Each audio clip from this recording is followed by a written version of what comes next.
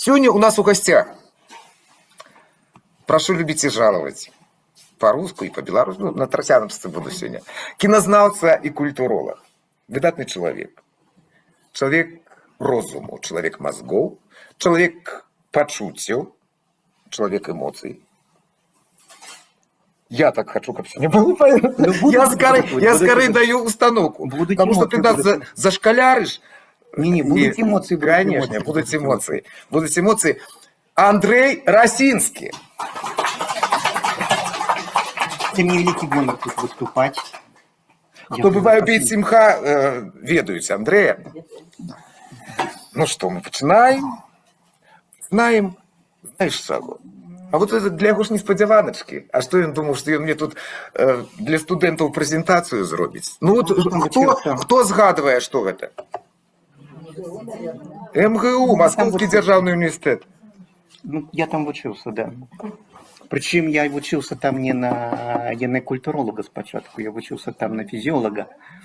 Ты можешь, до речі, громче говорить. Я учился на физиолога, то есть это Павлов, всех ты собачки, там, операции. Да. Не, ну гэта бліжэй да істокаў да наших. Гэта той, як працаваў мір. А потым там быў выдатны кінаклуб, і все, я трапіў в гэты кінаклуб і прапаў. Потым стаў яшчэ культуразнаўцам, і яшчэ абараніў докторскую ў Варшаве, прысвечаную савецкай мове. На табе і Варшаву. Думаешь, я ўсё тут толку у мяне. И доследую, сколько мне, 35 больше годов, я пишу про кино, и доследую кино, являюсь сябром ФИПРИФИ, это Федерация кинопрессы. И хотел бы просто рассказать вам то, что я нарыл про еврейскую присутность в белорусском кино. Я думаю, тут будет шмат чего цікавого вам. Я так само думаю, и тебе опять несподіваночка. Я люблю сюрпризы и ставить своих гостей, ну, не в неловкое становішча, а становішча, якое аддаляе трошки ад комфорту. Сегодня у нас в гостях нашатки тых, про кого ты будешь рассказывать. У нас, конечно, у нас внуки Кучерова, правнуки. Ну, поднимите хотя бы для нас, для всех, аплодисменты. Внуки, правнуки великих сценаристов, великих кинооператоров. Пашу мы давно памятаем, он вельми помогал нам, вельми помогал у театры Рэга, его все памяти с великой удячностью и завсёды чекаем, хотя бы на спектакле. Все, Андрей, молчу. Мне говорить, да? Можешь говорить, ты хочешь, чтобы я поговорил. Я могу не останавливаючись. Да. Справа в тым, што паколькі я вучыўся пераважна па-за межамі Беларусі, я на все падзеі, тым ліку на падзеі беларускай культуры, я многага асабіста не ведаю. Я не ведаю многіх удзельнікаў. Ну, Рубінчыка, напрыклад, я сустракаў у Москве, я не Менскую сустракаў Валерия Рубінчыка. І таму у меня да вас просьба. Вы все, может быть, ну, безумоўна, вы ведаеце, магчыма, асабіста тых людзей, пра каго я буду расказваць. Я буду рассказывать про еврейскую историю белорусского кино. Я спадзяюся, может быть, хтосьці з вас ведае тых людей, про якіх я буду говорить. Может быть, ведае про тыя фильмы, про якія я буду говорить. Я прошу вас, одразу поднимайте руки и подключайтесь. Давай, ну, подразу. Не, мы не будем идти на поводу у публики. На поводу, як правильно, не знаю. А давайте скажем вот так, з мест.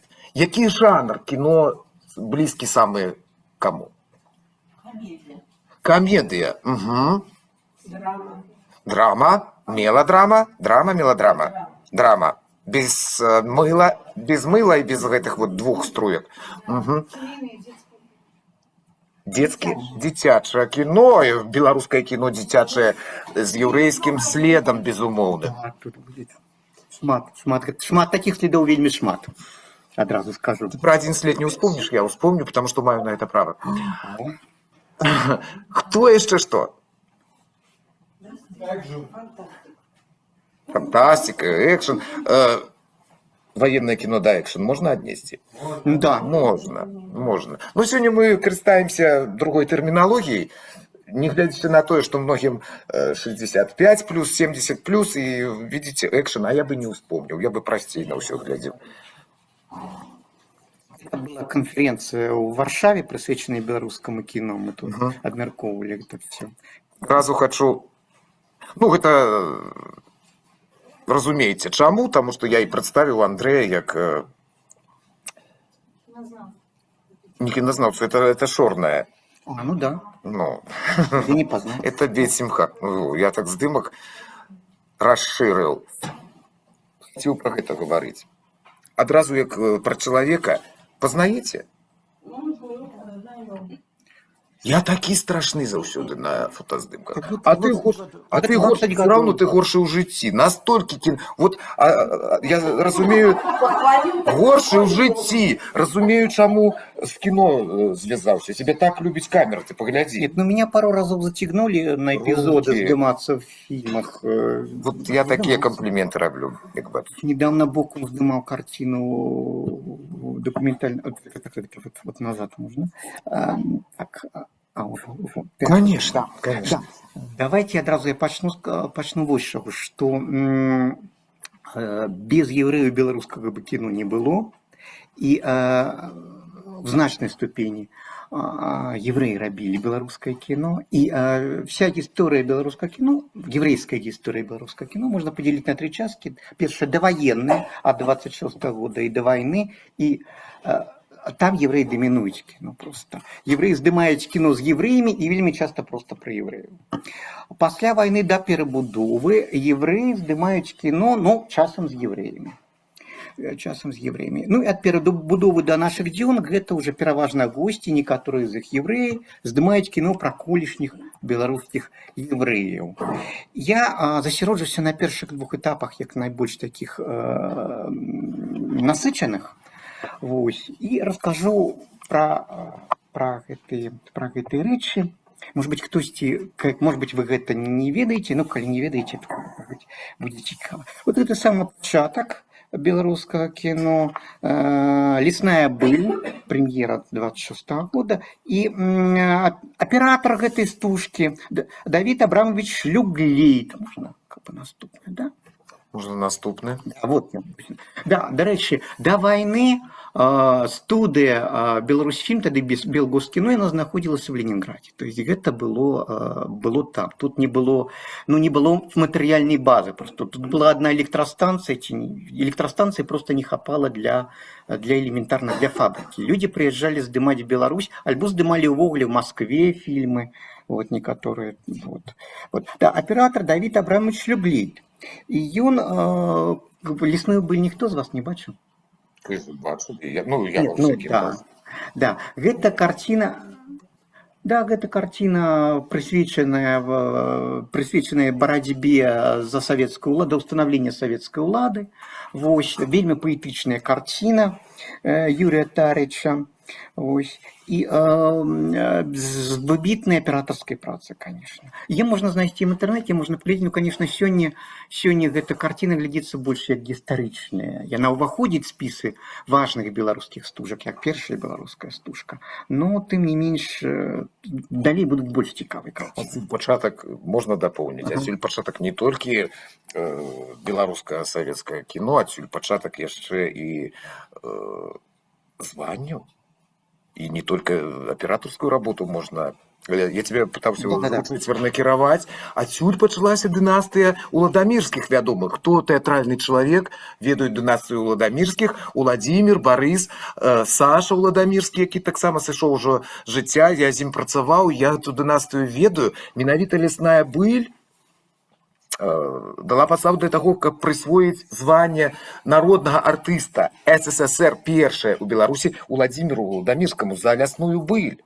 «Лясной быллю» яны назвалі за гэтыя грошы, і дзяржаўная прэмія была, і за гэтыя грошы за «Лясную быль» было куплена лецішча ў Крыжоўцы. Я там шмат разоў бываў. Канешне, такія моманты. Я еще крыху пра пару фільмаў, в якіх удзельнічаў Давид Абрамович, і гэта класічныя беларускія стужкі, вельмі цікавыя, вельмі такія. Можна далей, да? Можна далей, можна і грамцы тут Две карціны, якія я вылучаю, яны, на мою думку, яны лепшыя за лесную быль. «Огни народжены» — это такі советский авангард 29-го года, ну, таки про становление советской влады. И «Картина до завтра». «Картина до завтра» 29-го года. Так само з вельмі моцнымі акцёрскімі працамі і з вельмі цікавым монтажом. Это называется советский авангард такі. Вось. І, то есть пачатак, першая беларуская карціна, мы адразу бачым как бы еврейские прозвища. Гэта яшчэ не все, да? Вот была яшчэ одна картина, якая претендуе на название першай беларускай стужкі. Нават некаторые как бы так и называли эту картину першай беларускай стужкой. Ну, как бы высветлился, что не. Все-таки «Лесная быль» была першай. Да, можно наступный кадр, да? Вот такая оптимистичная назва фильма. Да, фильм «Проститутка», присвячений актуальним на той час темі проституції. Такі культур-фільм, де говорилося про эту проблему. Так вось, сценаристом этой стужки был Виктор Шкловский, выбитный литературознавца или сценарист, кинознавца, его еврейский корень. Так что и тут мы бачим как бы присутность еврейских авторов. Да? Теперь наступный. Нет, вот я специально проверял, там немецкий крайний режиссер. Да. Вот Александр Файнцимер. И он с 29 года по 40 год был на студии Беларуси, ну, Белгоскино, и он знял вельми выбитные картины, немые картины, на жаль, многие из яких сгублены. Просто можно кусать локти, потому что есть описание этих стужек, и там, ну, визуально яны вельми такие дивные, вельми неверогодные. Это картина «Отель Совой» сгублена, картина «Счастье» 32-го сгублена. Вот яна так само сгублена, это вельми, ну, вельми шкада, там были вельми цікавыя описания этой картины, засталося толькі вот, ну, толькі описание тых, хто гэта бачыў. Зато засталася іншая картина, да, можно? Угу. Вот эта картина есть, 34 года, вот, «Поручник Киже». Вот, ну, может быть, читали, чули про это Тынянова история, и она была снята в 34. Это была экранизация Тынянова про, ну, анекдотичная история часу Павла I, калі выніку абдрукоўкі Павел I стал лечить, что есть некий такой поручник Киже. Это было просто, ну, писали фразу «поручики же». Угу. И вось он стал, вот эта обмылка, эта помылка стала робить неверогодную карьеру. И... Можа не зразумелі ігру словаў. Поручики же, не все. Бачу по вачах. Писар писал фразу «поручики же», что эти там зрабілі. Атрымалася помылка, и з'явіўся персонаж, якого ніколі не было. Поручник Киже. Вось. И гэты поручник Киже стал такой вот постатью, якая робіць карьеру бюрократичной империи. Это был гротескный, вельми гротескный фильм 1934 года с такой подкресленно гротескной игрой, с музыкой Прокофьева, гениальной абсолютно музыкой Прокофьева.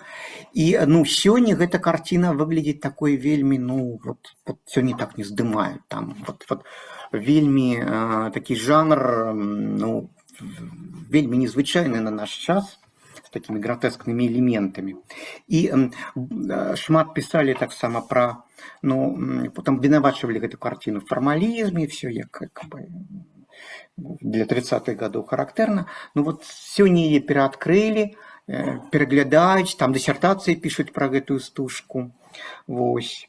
Ну, и я вельми раю. Я так само есть в интернете, вельми такая своеасаблівая з акцёрскімі такими вельми цікавымі працамі. Яшчэ один аўтар, зноў такі еврейскі аўтар, Ефим Дзиган. І зноў такі ён зняў вельми важныя карціны на Беларусі, якія Ну, вот яны недооценены, абсолютно недооценены, но яны выглядаюць абсолютно сучасна. Яны, вот калі б іх паказаць сёння на якім-небудзь фестывалі, то ну, там адразу бы за палітычную актуальнасць бы гэта все далі бы ўзнагароды і гэтак далей можна, так? Вот, значит, две штучки. Суд повинен протягиваться и женщина. Вот суд повинен протягиваться. Актриса Раиса Давидовна Есипова. Это картина, рассказывая про... Она основана на сапраўдных фактах. Это справді, что 30-е годы там была против всяких гвалтовных злочинств, там были выпадки группового сгвалтования. И вот рассказывается про историю, коли судить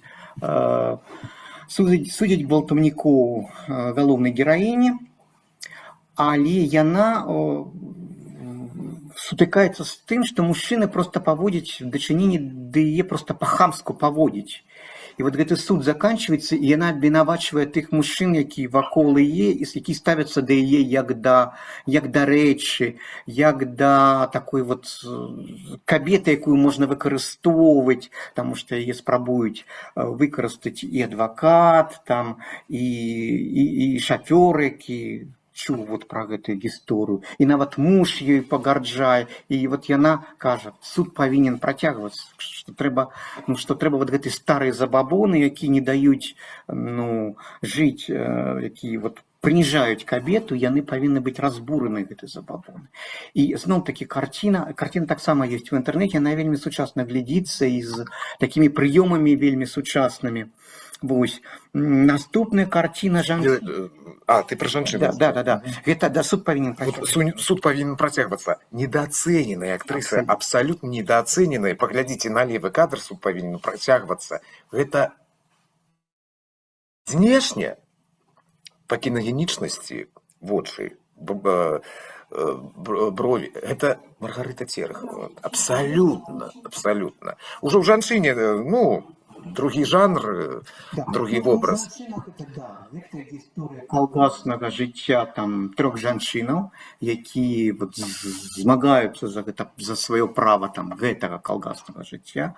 Вот одна там становіцца деток вырошчвае там дзіцячым садку, вось другая старшыня калгасу, а третья становіцца трактарысткай. Там ёсць абсолютно шыкоўная сцэна в гэтай карціне, дзе мужчыны зноў-такі здзекваюцца з гэтай жанчыны. Што ці можа жанчына быць трактарысткай, ці можа яна вадзіць трактар. І даюць ёй такую раскаленную дэтальку. І яна просто бярэ і несе гэту дэталь і паказвае. І гэта яшчэ монтажуецца жанчына, якая нараджае. Што жанчына, яна нараджае, дае пачатак новаму жыццю, і яна можа быць всім. Тым ліку яна можа быць і трактарысткай, і всім, кім яна захоча быць. То есть вот такой абсолютно сучасны позірк. Вось. Але наступную картину, хутчэй за все, вы не бачылі. Я яе вельмі люблю. На жаль, першая частка яе не захавалася, но вот с другой частки она есть. Эта картина имела международный прокат. Кто-нибудь бачыў эту стужку, ці чуў пра яе? Да. Картина называется «Его яснавельможнасць», альбо іншая назва «Гершликерт». Гершликерт. Прозвішча вядомае ці не? Да. Невядомае, да?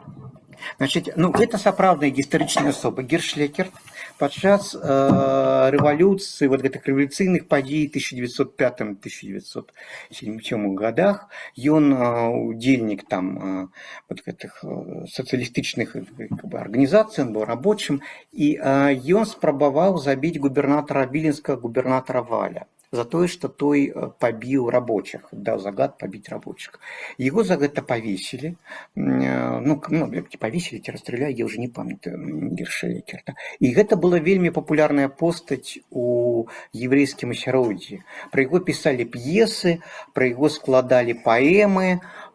Ему стаяў помнік у нас вот на плошчы Свабоды до 30-х годов. Потым гэты помнік знеслі, калі там пачалася барацьба з усялякімі там нацыяналізмамі і гэтак далей. Вот так все знеслі. І быў пастаўлена карціна 900, зараз я скажу докладно якого года, да, 27 года. Ригор Рошаль, знов таки еврейский режиссер. Актер МХАТа Леонид Леонидов. Он тут, вот тут, вот он, бачите. И он сыграл две роли. Леонид Леонидов, Леонид Мейрович Вальфензон, соответственно. Перад гэтым ён, это выбітны актер, просто выбітнейшы актер з выбітнымі акцёрскімі талентамі. Ён перад гэтым сыграў яшчэ ў адной карціне чалавека, які зняў лесную быль. Юрий Тарыч зняў лесную быль, і ён жа зняў больш знакамітая ягоная карціна «Крылы халопа». Гэта карціна, прысвечаная Івану Грознаму. І Леонид Леонидов зняўся там ролі Івана Грознага. Вось, і гэта карціна была такім экспартным хітом. Ну, гэта карціна знята не ў Беларусі, она знята в России. Вот, ну, Леонид Леонидов сыграў гэта. І вот давайте падрабязней пра гэтага Леонида Леонидова і пра вобразы, які там паказаны. Можна далей, да? Вот, ён сыграў две ролі. Роль равіна адначасова, вось злева, і роль губернатора Валя. Прычым равін такі, вот нават контраст тут показаны по колерам белый и черный, да, равін такі душевны, ён клапоціцца пра всіх, ён клапоціцца пра свою дачку і пра всю еврейскую грамаду. Ну і губернатор Валь, які злы, дарэчы, антисеміт, таксама ён з радасцю там будзе караць евреяў. Так. Ну і вот як гэта мае быць у рэвалюцыйным кіно, у нас тут есть два лагера. Ну, две роли Леонида Леонидова, ну, такі подвойный экран был выкарыстаны, вот ён тут адразу в этой двойной роли. Да. И вот у нас, значит, есть еврейские реакционеры, вот там показаны падрабязна вот гэтыя абрады еврейские, яны монтажуюцца рэвалюцыйнымі стачкамі. И вот, дарэчы, вот зверніце на правы бок увагу, вот такое, якое асвятленне в этой картине, якія бороды там. И потом театральные, да, абсолютно не просто театральные, это такое рембрантовское светло, и потом вот эти образы с этими бородами там, потом это и Эйзенштейн позычил, Иван Грозный. Ну, до речі, у Эйзенштейна так само еврейские крані есть, я так само про это крышечку скажу. А вот это еврейские революционеры. Ну вот справа, вот правый, это вот актер грае, даже не профессийный актер, по-моему, был. И он грае это Гирша Лекерта. Но проблема в тым для этого фильма была, что Гирш Лекерт, он был связан с Бундом. Бунд – это еврейская рабочая организация, она была вельми моцнай на Беларусі, она была вельми моцнай в Литве. И она была, скажем так, ну, она была конкуренткой коммунистов. И, ну, картину сняли, да, и потом уже в 30-е годы ее сняли, ее как бы вот так вот выкреслили, и режиссера, и актеров, и всех обвинувачили в тем пропаганде еврейского национализма, потому что, ну, не ты революционеры, неправильные революционеры, ну, іншых не было. Был менавіта Бунд. Вось. Ну, крышечку, это были не мои стужки, я крышечку пройдуся про больше, да, вот еще у нас революційная картина. Эту картину уже практично никто не ведае, но так само ее можно отшукать. Борис Иосифович Шрейбер, ну, такі халтурнік быў. Ён здымаў такое абсолютно халтурное кино. И нават для тых часоў это было абсолютно халтурное кино. Да, революцыйная гісторыя, партыйная организация змагаецца з немецкой, ну тады, как бы, в 1918 год, вот эта немецкая оккупация, еще Первой сусветной войны. Вось. И там высветляется, что все, ну, по-перше, основные герои там евреи. Вось. Ну, и все одночасовые и евреи, и коммунисты. То есть сын галоўнага героя, ён камсамолец, ягоныя сябры камсамольцы, галоўны герой, ну вот бацька гэтага сына, вот ён такі вельмі набожны еврей, ён ходзіць в сінагогу, і ягоная жонка ему вот забараняе, что там вот, каб ён не парушыў шабата і гэтак далей. Вось. Ну а потым высвятляецца, што ён кіраўнік гэтай партыйнай арганізацыі, якая змагаецца з усімі гэтымі акупантамі. Вот, и это все вельмі... Да. Адразу пытаннямі. І вы таксама не маўчыце. Вот, каб ты не быў спецыялістам у гэтай сферы, наколькі ты сур'ёзна аднёсся бы як абыватель вот да гэтага кіно? да номенклатурнага, да абсалютна. І як вы адносіце, людзі, да гэтага кіно? Шмат хто з вас ніколі не глядзеў гэтага. Я І думаю, думаю, а ці трэба? нет, коли хотите поорготать, поглядите, потому что это настолько кепска знято, что вельми смешно. Я не толькі пра гэты фільм. Нет, это там сапраўды вельми смешная сцена. Тое, што мы лічым ужо, так сказаць, залатым фондам беларускага. гэта зусім не залаты Гэта інакшыя фільмы. Вось у нас сядзяць нашчадкі кіношных дынастый. Я думаю, што і не трэба ім гэтага бачыць. А можно спросить, скажите, ну вот для этого поколения уже молодого, вот эти фильмы, про которые вы рассказываете, они интересны будут вот молодежи нашей? Да, вот его яснавельможнасць вельмі незвычайная карціна. Но вот гэта карціна, про якую я кажу, паўналецце, яно по-свойму можа быць цікава як такое халтурнае кіно. Як халтурнае, но гэта вот той выпадак, калі так кепска, што ж хораша. То есть его били гэту стужку еще в 30-е годы, калі яна выйшла, в 34-м, за то, что яна халтурная. И, до речі, режиссер не хавал того, что ён халтурна гэта здымае. Но ён здымал... Это ўсё заказное кіно. Это все заказное кино. Но, І по-перше, лесная быль заказная, і красныя, чырвоныя лісце. нет, но при этом там агромадный пласт еврейской культуры присутнічае. Это раз. И вот эта перемешанность этой еврейской культуры с культурой революционной, причем головные герои, головные революционеры – это евреи. Это вельми важно. И калі сёння глядишь, там нечаканные эффекты з'яўляюцца. Вот, например, сцена.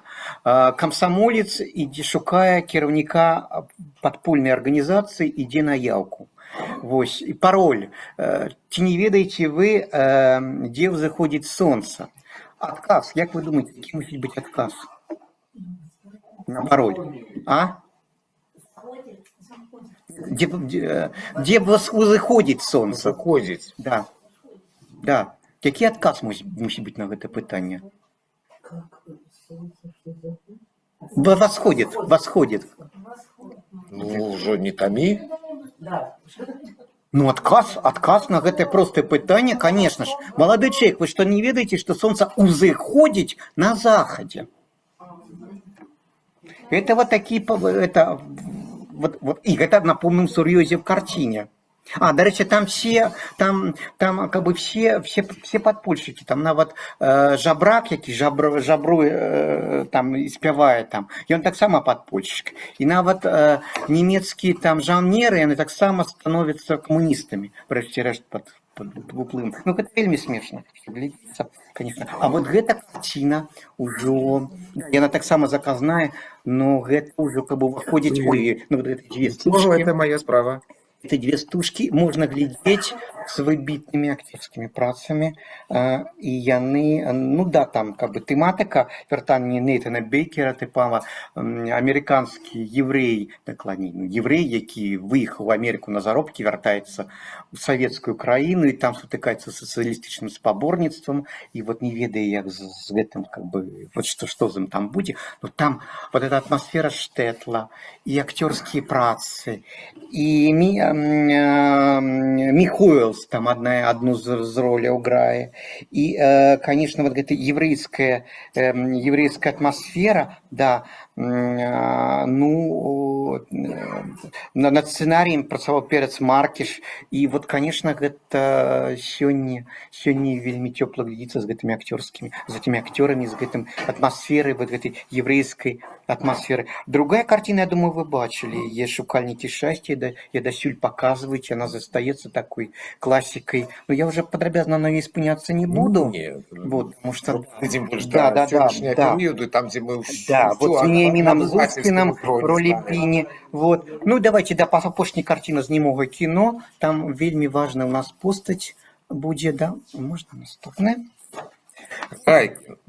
Райкин з'является в картине в «Огненные годы» в роли Рубинчика. Но важно, он уже не на головных ролях, уже как бы уже коммунисты, уже мясцовые коммунисты, уже не евреи берут как бы такую ладу в свои руки. И вот у нас начинается война, начинается потом послевоенная история. Я тут у нас вобразы евреяў кіно практычна сыходзяць, яны рэдкія, яны калі ёсць, яны в всякім разе ніякім разе не цэнтральны, это раз. Ну і фізічна евреі вже адбыўся Халакост. І вот гэты пераход, была цікавая дакументаліст Осіп Вернерович, ён здымаў, ён прайшоў вайну, ён здымаў хроніку. Ну і пасля вайны ён здымаў, хроніка была такая вот савецкая, асабліва познесталінская, яна насіла такі урачыста пастановачны характар. Это была агульная практыка, калі не столькі здымалі тое, што ёсць, колькі тое, што трэба. Нават акцёры ў гэтым удзельнічалі. І все гэтым займаліся, і гэтым займаўся Осіп Венерович, но пачалася кампанія барацьбы з касмапалітамі, і вот Венерович попал под раздачу. И вот был таки великий скандал. Ну, а теперь мы перейдем уже до игрового фильма «Константин Заслона». Я думаю, бачили эту картину, социалистичный реализм, да, классичный социалистичный реализм. Але, вот кто у нас там был в этой стужце. Да, можно наступный кадр. Значит, да, драматург Аркадий Мавзон.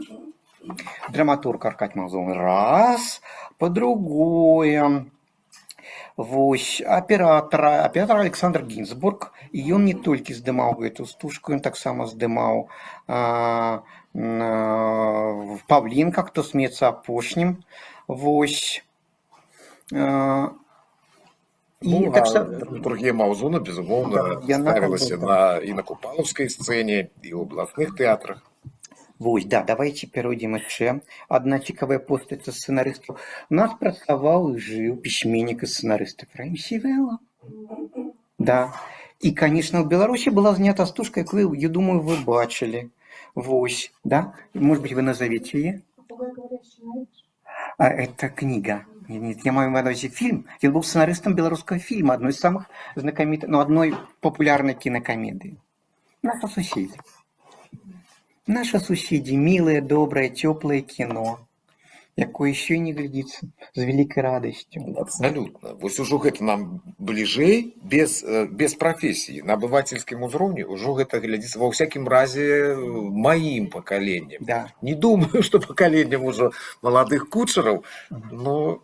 Ну и, до речі, вот еврейскими сценаристами был не только Сівела, он как бы самый знакомитый, вот еще... Змітрок Бядуля выступіў сцэнарыстам сваёй карціны з фільма «Салавей». Была пастаўлена ягоная стужка, ягоная кніга і ягоныя п'есы былі пастаўлены 30-е гады на Белгоскіно, но не вельмі ўдала, я бы так сказал. Кліент Хесада, з якім я недавно рабіў невялічкую сустрэчу ў дзённым цэнтры. Сын Змітрака Бядулі. А як яго завуць, забыўся? Плаўнік. Самуил Ефимович. Да. Ой, это Самуил Ефимович, это сам Дмитров. Ефим Самуил. Ефим Самуил. Ефим по деду. Вось. Еще пару сценаристов. Значит, Самсон Германович Поляков у нас з евреев был еще «Черная бероза», он здымал. Вось сценарист. И вот мы подходим до одной из самых суперечливых и вельми цікавых фигур. Суперечливость, запросившие дзяцей гэтых я не хочу, я не говорю уже, мясі, яны же это знают эту историю, так? Ну, скажем так, у его в литературном асяроддзі такая темная репутация, я бы сказал, потому что он был таким, его записывали в спис таких вульгарных критиков, и там обвинувачивали в таких довольно неприемных речах, я уж не буду подробно. Меня тоже записали, ну и что? Я не буду подробно.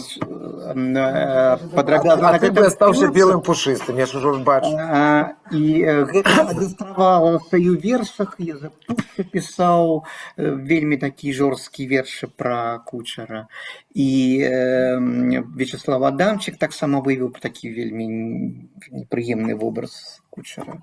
Могу зачитать, коли сам боишься. Ну, я не буду зачитывать просто, потому что я люблю фильмы, в яких он приклал руку. Вось. І вось ён быў сцэнарыстам, і ён быў рэдактарам на Беларусьфільме, і ён сапраўды это постаць, якая спрычынілася не проста да класічных беларускіх стужак, а да адной з самых важных стужак, на моей шдаі. Дойдзем до абсолютно зорных. Давайте пачнем с такой самой простой картины. Вот. А вот я бы тебе теперь отдал этой лейцы правления. А ты не хочешь детей запросить, они там рядом сели? Ну, хотя приходите. Ну, приходите, подойдите, сядьте, возьмите стулья. Не-не-не, куда ты? Куда ты? Ты до меня не сунешься. Никакой режиссуры. Абсолютно. Нет, возьми стул, бо я через это не перелезу. Может, ты что и испытаешься? Вы же, может быть, вы памятаете, вы же... Знаете, я вам так скажу, если вам интересно про Олеся, то его не стало еще до моего рождения. Ну, конечно, безумовно. Безумовно. Ближе, как ты у меня была у кадры. Если про Феликса, то... Ну, до Фелікса зараз падыдзем, і вельмі цікава, што ты пасядзіш у кадр. Раз Паша ўжо так цябе дэлегіраваў сюды. Гэта для гледача гавару, што гэта праўнукі Алеся Кучара і унукі Фелікса Кучара. Павел і Александра. Поехали. На вот что ты развернулся. Сядь у экран, калі ласка. Божечки, Так, дети, кто глядел эту картину «Червоные лифте»? Это сценарист. Все глядели. Тут однозначно все Ну, глядели. гэта карціна прысвечаная на падставе біяграфіі Прытыцкага. Вось, ну гэта такі заходнебеларускі, такі нуаравскае кіно. Там яшчэ, дарэчы, аператор. И заходнебеларуская Прытыцка играя красивенный на той час Павел. Помните Озалса с «Долгой дороги в дюнах», бацьку Марты? Тут яшчэ такая фішачка. Аператор Юлій Фогельман. И так само ён спрычыніўся. А Луцко якая. Да. Так вот, про Фогельмана, я думаю, вы не ведаете. Это выбитный оператор. Так вот, ягоная сестра Ператашева, гэта прозвішча нікому нічога не гаворыць. Ператашева, гэта жонка Сергея Эйзенштейна. Жонка Сергея Эйзенштейна. А у Эйзенштейна еврейскі карані па лініі таты. Ну і яшчэ ён вырашыў стаць рэжысёрам менавіта ў Менску, калі тут быў. І вот з ім тут вельмі цікавыя прыгоды, што еврейскі Менск апісваў. Андрей, трошки пераб'ю. Саша, а про прадзеда нічога ніхто не рассказывал? Ну, совсем немного. Что вы сказали? Ну, так. Скажем так, из того, что я знаю, это со слов мамы большая, скажем так, часть информации. Но я не думаю, что там будет сильно больше, нежели вы знаете, поэтому... Ну, может, из-за такой супярэчлівасці, каб і вас, может, трошки не расстраивать. Да нет, не то чтобы как... Мы не выбираем Понимаете? себе близких и родных. Одно дело, что вот люди говорят о человеке. Конечно. Это же не всегда правда. Абсолютно. Соответственно, как бы можно слушать могу разные тебе версии. Скажем так, Определенно. я знаю, это многое то, что говорилось, писалось, это неправда. Поэтому... Ну, мама ж его застала? Конечно, Застала. конечно. Нет, так она и может рассказывать, потому что она знает, она видела. Я могу рассказывать и знать то, что она мне рассказала. Вот. Да. Я, честно говоря, немного знаю информации, но там в основном из того, что... Крутишь я их в ужака. Пошла-поехала. Из того, что пишется и публикуется, особенно, допустим, то, что в 20-е годы публиковалось, писалось, очень много неправды. Откуда взялась эта информация, я не знаю, из каких источников кто ее искал. Вот, это неправда. Давайте так, я еще не занималась, не поднимала архивы по своей семье, по деду, по прадеду, соответственно, я не хочу давать какую-то информацию, в которой я не уверена. Саша, Андрей, тут ситуация якая? І нацыянальнасць, і ўсё астатняе. Не трэба шукаць культуралагічны змест, не трэба шукаць ніякага зместу мастацтвазнаўчага. Некому гэта было выгодна. Нехта хацеў з'есці, нехта хацеў паставіць падножку. Мне самому падстаўлялі гэтыя падножкі і цяпер падстаўляюць. Не дай бог нікому. Я, честно говоря, просто даже не знаю, что вам можно такого интересного рассказать.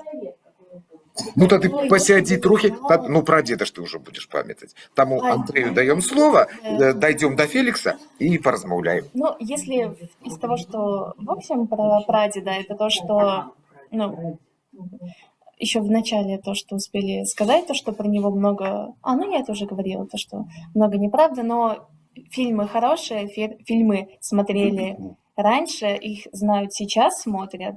И, ну, конечно, с тем, что сценарист, ну, группы еврей, тоже были вопросы. Ну, и очень-очень его, конечно, не любили, потому что такие хорошие картины, которые сейчас по телевизору очень много крутят, ну, показывают его фильмы, вот, ну, вероятно, его из-за этого и не любили, за то, что такие хорошие вещи. Это первое, за что не любили, это могу сказать.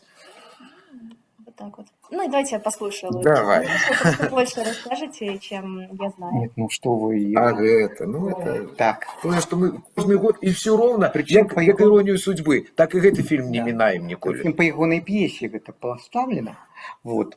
И, ну, я... Андрей, да, Саша, не поворачивайтесь, повернись трохи до экрана. Мы условно будем разуметь, яшчэ туды.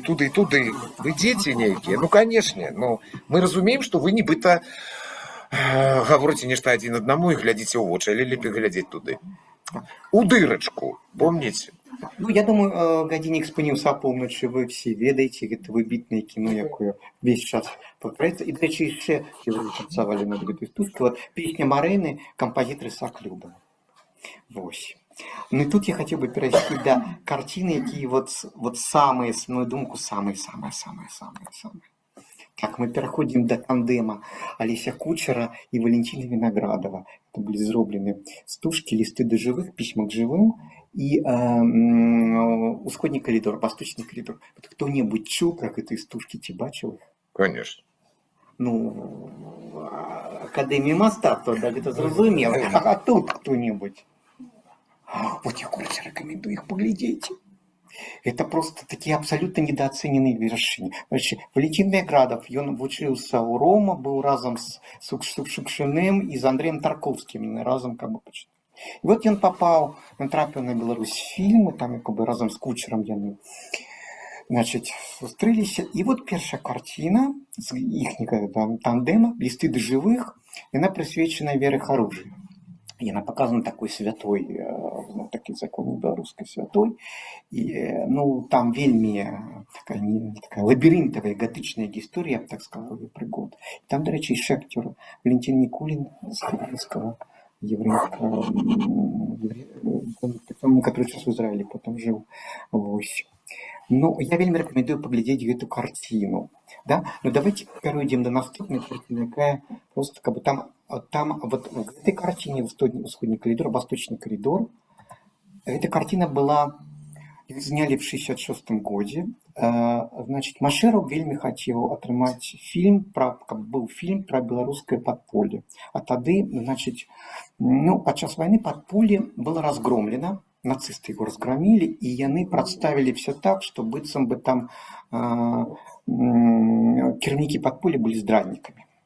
Так и было, и менавіта там у Минску не давали звание города-героя до 1974 года. Петр Миронович, это была основная его задача партизанскому руху и подполью придать статус нездрадников. Нет, там была провокация нацистов, які менавіта там трапил человек со списом всех подпольщиков, и они взяли этот спис и просто выкористали, как поставить кіраўнікоў подполья, они сами выдали, сотрудничали с гестапо там, с кем-то там.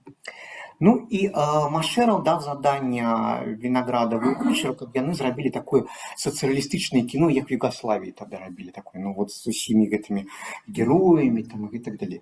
Кучер и Виноградов, они пошли в архивы, и яны подняли вот все, что там вот бывало в Смоленске, то сейчас там гетто, и вот это забойства, и еврейские забойства, Холокосты и так далее. Это было настолько страшно, что, ну, Яны не ведалі, як гэта здымаць, і яны зрабілі кіно на такім стымалічным узроўні. Дзень адбываецца падполье, і людзі падазраюць, што нехта з іх здраднік. Потым высвятляецца, но я не буду На кадры? расказваць. Да. Мгм. І вот Зусім сцена, бачна.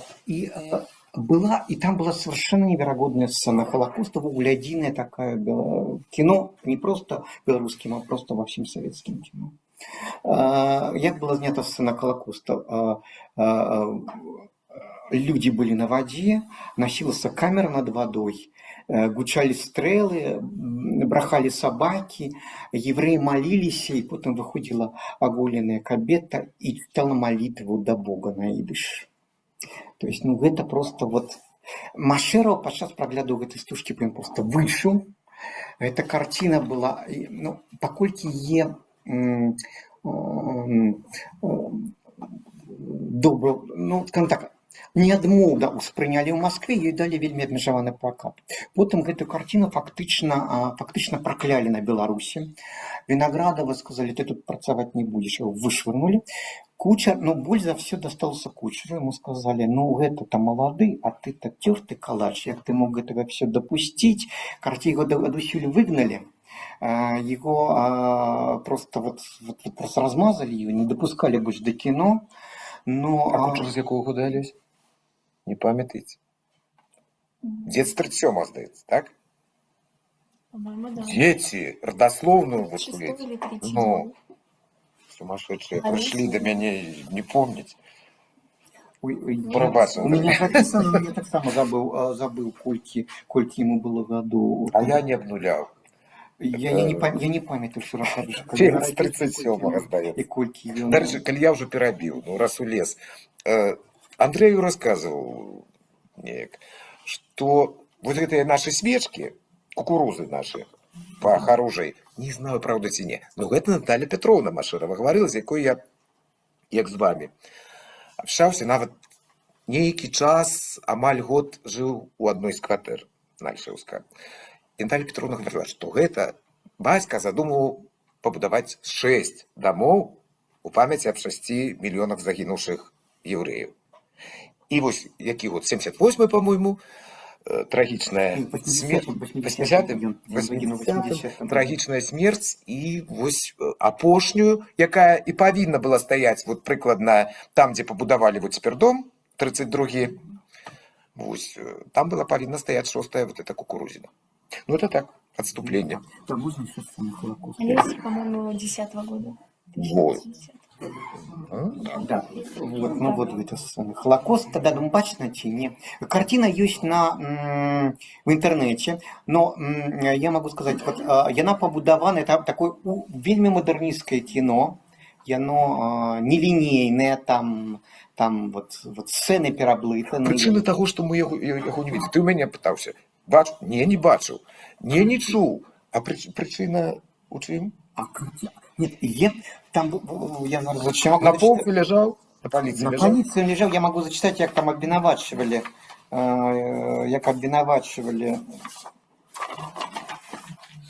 эту стужку. Так, вот тут у меня выписано на вот... Так что я... я не взял эту сторонку.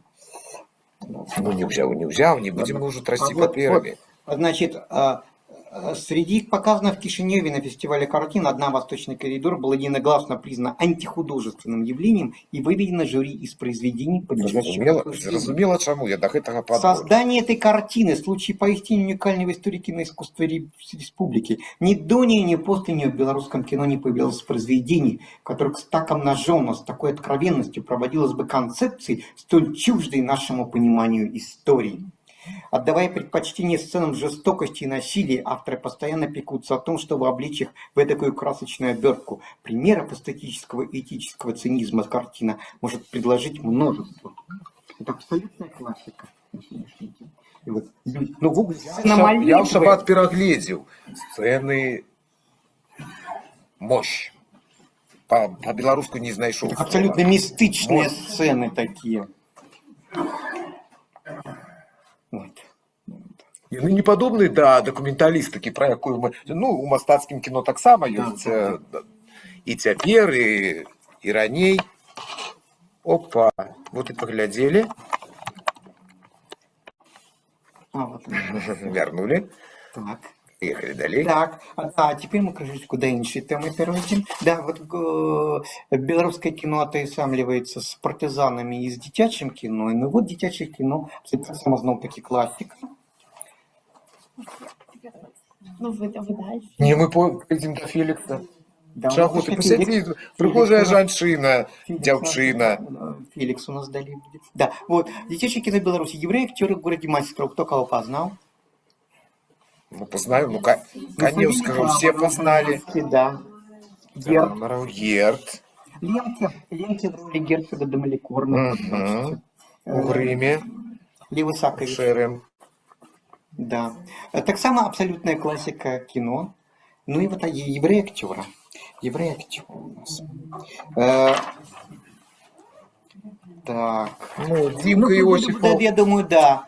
Ён, до речі, жив в сусіднім дворі, вчився в першій школі, в яку я ходив, він там так само вчився. Ну, это что так само, я думаю. Дима старейший, Дима 66-го года. Да. Я уже с Димой познакомился в Москве. Чему вот тут хотел тебя перебить, потому что думаю, что ты не вспомнишь оператора этого фильма. Марухин. Значит, вот оператор... Марк Брауда. Брауда. Я маю на увазі Марухин на... Про Марка Брауды маю право говорить, потому что это близкий и родный человек, які пайшоў з жыцця 2 студзеня гэтага года. У лістападзе зламаў шейку бедра, тут же дачка вылетела. Я мусіў таксама удзельнічаць у гэтым усім. Адвязлі спачатку ў бенедикцыйную Петахтикве, потым ужо у рэабілітацыйны цэнтр у Тель-Авіве у Рэут адвязлі, і 2 студзеня ён памёр. Это блізкі родны чалавек. Рэдка ўспамінаюць Марка Браўда. Дарэчы, і яго ўжо фільмы як рэжысёра. Ведаеш? У меня записано... Маруся з Кларай Лучко і з Владимиром Конкіным.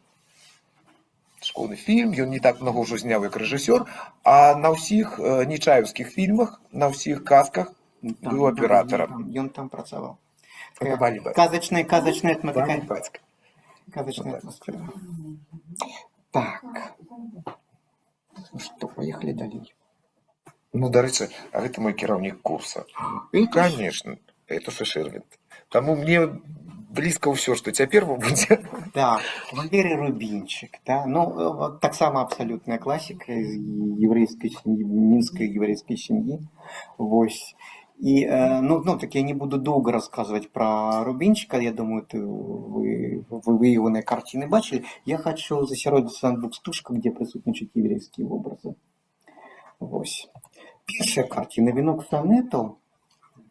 Вось. Ну, я думаю, так само, может быть, бачили вы эту картину. Она выходит в списы лепших белорусских фильмов. И гэта картина, где яна побудована по принципу менавіта венка сонетов, поэтичная венка сонетов. И тут вельми важно, як нам показаны еврейские герои. Вот в центре Эммануэл Гейлер, актер, мастер эпизоду. Тут не говорится, что он еврей, но он типовый еврейский таки персонаж. И вот это уже такие поздние 70-е, середина 70-х годов. Евреи, як таковы, ён, па-першае, в адродзіне як даваеннага, ён, конечно, не галоўны герой. Ён увогуле не герой як таковы. Ён просто вот персонаж эпизода. Ну, нават в якасці персонажа эпизода, ну, ніяк не позначана, что ён еврей. Просто вот мы разумеем, что ён еврей. Это вот такі эффект. Еврей быццам бы и присутнічае в кино, и быццам бы его и нема. Еврею быццам бы. То есть вот это вот такая поздний советский час, это вот характерно было. Вот такое вымывание этой еврейских образов. Ну и вот 96 Мяне ў чорнай пані Нясвіжа на купалаўскай сцэне абвінавацілі ў тым, што мнішак у маім выкананні, ну, першы такі прыслужнік каралевы Боны, італьянкі па паходжанню каралевы Рэчы Паспалітай, Юрий, я нічого не рабіў. Я пытаўся, а ці не жадае пані прыдбаць таго, што яшчэ не мае? Такія лекі. Каб за 6 месяцаў спакойна сысці з гэтага свету. Говорит, ну это яўрэй, ну, а то мне. Да. Ну, мастак Барыс Дзябураў, дакументальная стужка, дарэчы, пра еврейскага мастака выбітнага, які вядомы, ён з'ехаў. Вот. А вот пра гэтага рэжысёра, я думаю, вы асабліва не чулі, хаця ён быў в свой час касавы хітыстам. Іосиф Шульман, ён вучыўся, две цікавосткі пра ягоны, можна? Сам такая фігура праклятая в беларускім кіно, забытая. Пісаць? Да. Значит, по-перше, з ягоных же вёскі князіча паходзіць, вот цікавы, паходзіць Агрэст Мендзелевіч, равін і фізік, які тэарэтык тэорыі палеакантакту, які казаў, што Садом і Гамора былі знішчаны іншапланетнікамі. Вот такой вот. Это вот, что называется, засяроддзе, з якога выйшаў Шульман. По-другому, он был вучнем Сергея Эйзенштейна. Я вот тут физиогномии не вельми читаю, но, может быть, по-моему, он побач справа от Эйзенштейна. По-моему, это он. Да? Шульман. Ну, здаецца, Да. І вось ён вучыўся ў Эйзенштейна. Конечно, ён не ўзроўні Эйзенштейна, но ён абсолютно прафесійны аўтар. І ён, што вельмі важна, ён здымаў жанравае кіно, ён здымаў меладрамы, ён здымаў дэтэктывы. Но пры гэтым ён быў абсолютно такім камуністычным аўтарам. Вот там абсолютно партыйныя чыноўнікі дзейнічаюць, гэта все вельмі там партыйныя сходы, камсамольскія сходы і гэтак далей. Но пры гэтым ён гуляў з жанрамі. И вот, да, наступное. Вот, один из самых таких знакомитых фильмов «Чужое имя». Это один из первых таких детективов белорусских, где не бачили эту картину. А такая, это хит, тогочасный хит вот 66-го года. Вось, где высвятляецца дэтэктыў звязаны з военным мінулым, высвятляецца, што герой, які, ну, все лічаць яго как бы там военным героем, ён увогуле носіць ён ім не з'яўляецца, яго не пазнае жонка. То есть она как бы лічила человека загінулым, потым адбылося, што называецца, непасрэднае спатканне, высветлілася, што гэта нейкі іншы чалавек. И вот следчие начинают распутывать эту историю. Сам герой, вот он тут показаны, вот, он вертается в это минулое. Я не буду рассказывать вам этот детективный сюжет, вы можете сами поглядеть в эту стужку, там, правда, детективная история, там присутствуют еврейские персонажи. Вот. Ну, главный герой не еврейский персонаж, но вот мы бачим тут вот, как бы, такой атрибут. Ну и вот другая картина, да, Шульмана. Да, я пакуль мы не перайшлі до вашего... До дебатов? Да, до Феликса Кучера. Пару гісторый про Шульмана. Его выдатны, дарэчы, жаночыя вобразы у Шульмана. Жанчыны заўжды моцныя, яны заўжды змагаюцца, яны заўжды как бы такі працоўны. Вот сустрэча в конце зимы, там кабета, вот такі Дон Кіхот спадніцы, якую просто не разумеюць, якая как бы рве сэрца і жылы за всіх, а потым как бы лічыць просто сухаром таким. Яна занадта прынцыповая для таго часу. Вось. І у яго же была такая цікавая гісторыя. Яго сын пабраўся шлюбам з японкай і з'ехаў. І ЦК выклікалі Шульмана і сказалі, што гэта здрадніцтва, што ты ніколі больш не будзеш працаваць у кіно. Его забралі все ўзнагароды, у тым ліку баявыя, а ён падчас вайны быў авіятарам. Ён штурмавой авіяцыі працаваў. Его забралі ўзнагароды, ну ўрэшце рэшце ён просто з'ехаў там да сына і вот в Австраліі памёр.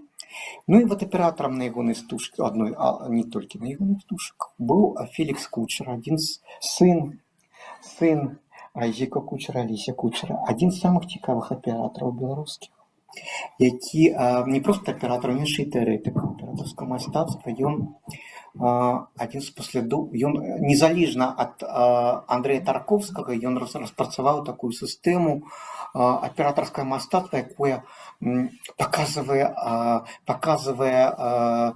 рэчы вельмі дэталі. Ён любіў вельмі такія рэчыўныя. Крупнякі такія дэтальныя. Ён любіў, каб рэчы на экране гаварылі, каб у іх быў свой час, каб мы адчувалі фактуру гэтых рэчаў. Ён тэарэтычна гэта абаснаваў.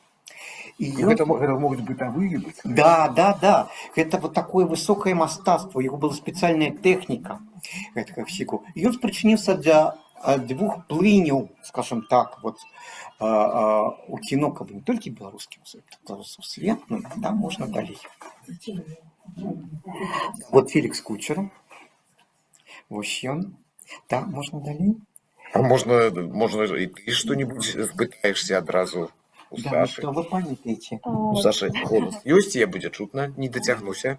Если интересно про Феликса, к сожалению, его не стало, когда я была маленькая, поэтому, из-за своих воспоминаний, опять же, Больш 15 год. Год 2008, напэўна. по-моему, 9-й год. Девятый. 9-м не стало, мне было лет 5.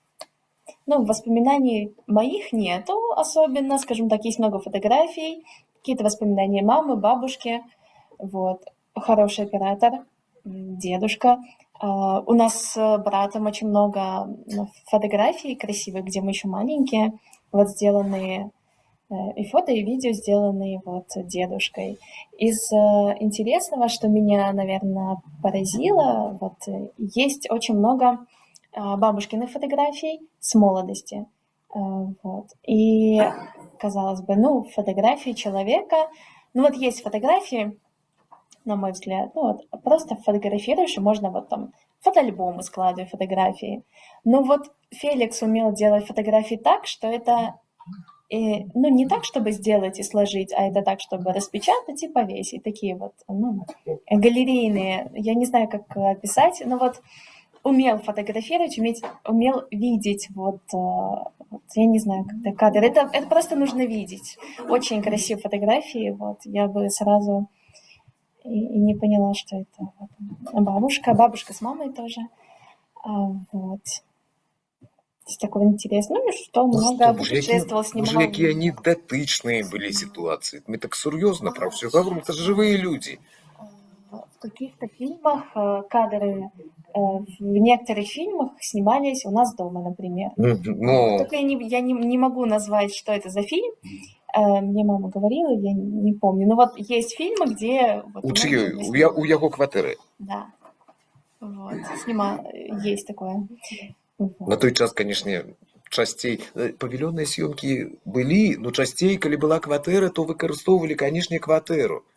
Дома снимались, дома тоже собирались, тоже по рассказу мамы, собирались дома тоже, получается, мамин отец, соответственно, видел, собирались дома компании, скажем так, людей из искусства, с круга искусства, тоже разные люди.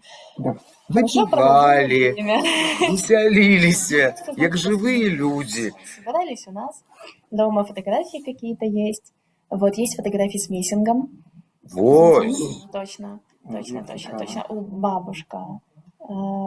Есть фотографии вообще, все, что касается семьи, есть много интересных вещей, просто я хочу это сделать красиво, я хочу домашние архивы перебрать, архивы, которые больше, чем домашние, посмотреть и сделать потом... Дети, пообещайте, а мы вам поаплодируем. Пообещаете? Так это же, я же говорю об этом, Вот давайте поаплодируем. Хочу, потому что есть фотографии точно, есть про деда Олеся, есть фотографии, скажем так, тех, которых может и не быть в интернете, это фотографии и других писателей, он же, Олесь, например, был же и член Союза писателей, и разные выступления были, и выступал тоже для говорю, на публику. И тоже есть много разных фотографий. Точно. Я вот сейчас Это не просто укинуты у Нет, это кіношную определенно. стезю, а все-таки пошел по стопах батьки и все-таки писал человек. Так, вот Олесь, Феликс, блин, вот очень много всего. Я вот как-нибудь сделаю красиво, когда буду. Я еще не знаю как, но Давай мы это зробим особной я программой, могу потом вот красиво. с когда моей это будет, допомогой фотографии, особной программой зробим. Потому что, ну, это не так давно пайшоўшы жыцця чалавек. Гэта чалавек, які на памяці на нашай. Гэта чалавек, пра якога зараз раскажа Андрэй, па яго стужках. І гэтыя стужкі мы, канешне, бачылі, не просто бачылі. Мы их все любім. Ад нейкіх стужак, адразу я свидетель сабе ў галаве ўжо назваў, у мяне ўжо мароз па скуры пайшоў. А вот свидетель. Я была ездила с университетом на экскурсию. Ну, не то чтобы на экскурсию, там у нас в общем, в Хатынь ездили, и там же открылся недавно музей, ну как, относительно недавно, да, в Хатыне, все верно. И вот мы там зашли в последний зал, и я вот так посмотрела, ну там на стенах фотографии разные, там постеры, какие-то люди куда-то приезжали, ну, тоже посещали Хатынь, фотографии я смотрю так и вижу знакомый вид, а там висит постер свидетеля. Фильм я так посмотрела, думаю, написала маме точно. Ну, вот это. Даже в Хатыне висит вот постер про вот, фильма «Свидетель». Вот я скажу про Музея. эти картины. Вот это «Чужая батьківщина» и «Шведка». Ну, яны ўваходзяць спіс просто абсалютнага такого аўтарскага, высокага аўтарскага кіно. Як узоры просто, і аператорская праца, выклік. Просто абсолютные узоры вот такого высокого аўтарскага кіно. Или кто памятае, як у сведкі, вы у свидетелі, як рухаецца камера, это быў адзін з першых гэтых вопытаў, безрэльсавы, не гладкі, без гэтых вот, без кранаў, да, лесечка бяжыць, уцекае, и оператор сзаду бяжыць. Да, и трасец, и это эффект сумасшедший. Когда и у оператора уже дыхавіцу займае. Это зразумела. И я теперь хочу показать еще наступный кадр, да? Я сейчас причинился до одного кірунку. Это самая кассовая белорусская стужка всех часов. Мое имя Арлекіна, меня зовут Арлекін. Ну, это перабудовачнае кино, такое вот на этой хвале. Я сутыкнулся с этой картиной, калі служил на Далеком Исходе, трапил в армию, был на Далеком Исходе, и мы пошли в кино. В городе, выехали в город. И, значит, там немагчыма было трапить на эту стужку. И там, значит, книга водгуков была. И там помадой было написано «Глядела, гляджу и буду глядеть этот фильм». То есть вот настолько это было популярно. Это абсолютный хит. Там 40 миллионов текуль.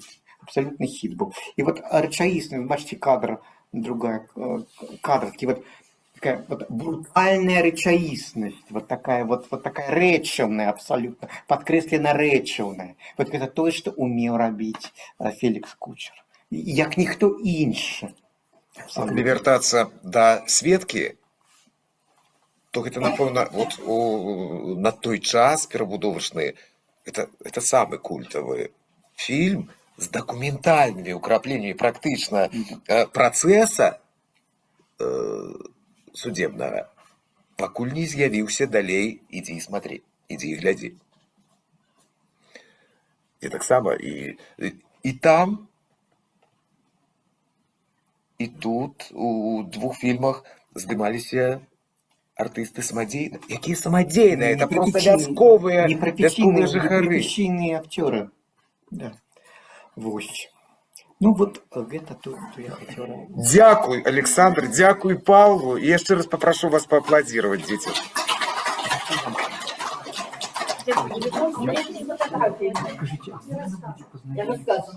И с мамой. Нет, об этом треба размаўляць, пакуль ніхто не забыўся. А их заставить, каб помнили. А будуць помніць яны, будем знать мы. Слухайте, мы ў эфіры, сябры. Поговорите потом. Я вас свяжу. Скачу, я буду сидеть слушать дальше. Что? А что у нас такое далее? Все. Это мы так завершаем. шиковна. Я не забрал шмат, что-то нормально. Ты шмат часу не забрал. Я шмат забрал. Не то, что могу, а повинен. Начали передачу, фильмы, которые были еще дозвуковые, да, вот эти фильмы? Да не мы, конечно. Ну, понятно, но вы об этом не сказали ни слова. Мы сейчас говорили Я и сказал, не мы кино, да, я говорю. и прадмецілі гэты перыяд. Нават мне гэты перыяд уже і паднадоеў. Я таму і остановіў яго, што сказаў, што это не ўжо час пайшоў. Ну да, да. Я часто паўтараю фразу наконт кіно і наконт сённяшняга рытма жыцця. Адзін з любімейшых фільмаў, я здымаўся ў Брэнча, і адзін з любімейшых фільмаў гэта «Доўгая дарога ў дзюнах», дзе я мог глядзець панараму на 180 градусаў прыгожых дзюн, камаў латышскіх, прыгожая музыка паўса. Цяпер здолеем мы глядзець 4 хвіліны панараму? Не, у нас мазгі і сэрца патрабуе движа, конечно, драйва нейкага. Дарэчы, забыўся аператара брэнчаўскага. Гэта тое самае, што ты гаварыў пра Кучара. Дэтальнасць. Дэтальнасць у бытавых рэчах. Абсалютна ў бытавых. Это не дэтальнасць не толькі вочы акцёрскія, вочы сыграюць. А што можа сыграць міска жаранай салакі ў доўгай дарогі ў дзюнах? Просто я понимаю, что это оттуда. Кіно играют речи, так само. Конечно. Да. Ну, гэта их еще треба уметь знять. Поэтому всем паважаныя здароўя. Хотя б на гэты месяц. Лейтхаот. Поспехаў. Андрэю, вялікі дзякуй. Всім за увагу і за цікавість.